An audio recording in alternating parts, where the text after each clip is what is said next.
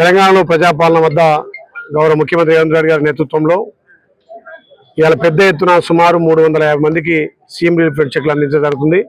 పేదోడికి ప్రభుత్వం కొంత చేయూతనివ్వాలి, వాళ్ళు ఎవరైతే ప్రైవేట్ హాస్పిటల్లో చేర్చుకుని వాళ్ళకు కొద్దిగా ఆర్థికంగా ఆదుకోవాలనే ఉద్దేశంతో సుమారు ఇప్పటికీ 12,000 మందికి ఈ 2 సంవత్సరాల్లో గౌరవ ముఖ్యమంత్రి రేవంత్ రెడ్డి గారి సహకారంతో ఈ సీఎం రిలీఫ్ ఫండ్ అందించడం జరిగింది. పేదోడికి కొంత చేదోడు వాదోడుగా ఈ ప్రభుత్వం అండ ఉంటుంది కాబట్టి ఏదైతే ఆరోగ్యశ్రీ పథకం పనిచేయని వాళ్ళు సడన్గా ప్రైవేట్ హాస్పిటల్లో చేర్చుకునే వాళ్ళకు ఇలా సీఎం రిలీఫ్ ఫండ్ ద్వారా కొంత వాళ్ళకు డబ్బు అందించడం జరుగుతుంది. అందులో భాగంగా ఇవాళ 8 మండలాల్లో సుమారు 350 మందికి సీఎం రిలీఫ్ ఫండ్లు, అదేవిధంగా గతంలో పెండింగ్ ఉన్నటువంటి కళ్యాణ లక్ష్మి అన్ని కూడా పూర్తి చేసి ఇలా ఇవ్వడం జరిగింది.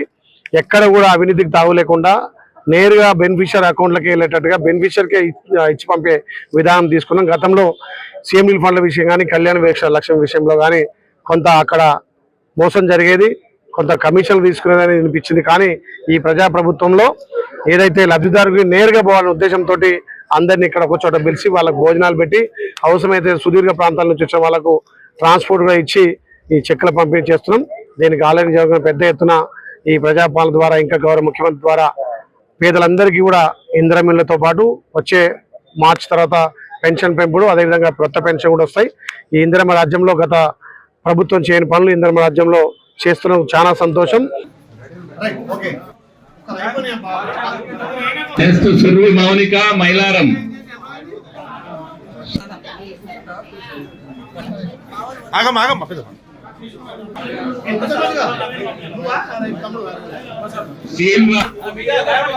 శ్రీ రామలింగంపల్లి గంగాదేవి దేవసోతు కమల ఈ రంగయ్య బండకాడపల్లి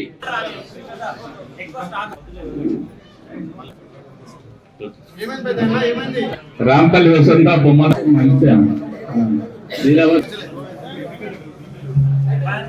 రామ సార్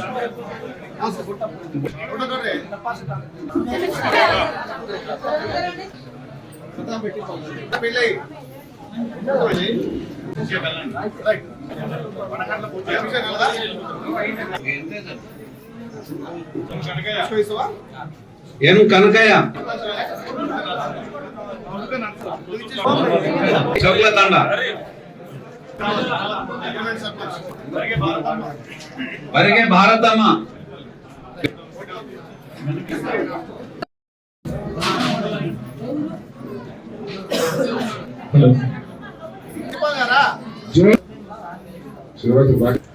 చిరువైన కల్పన సిద్ధమా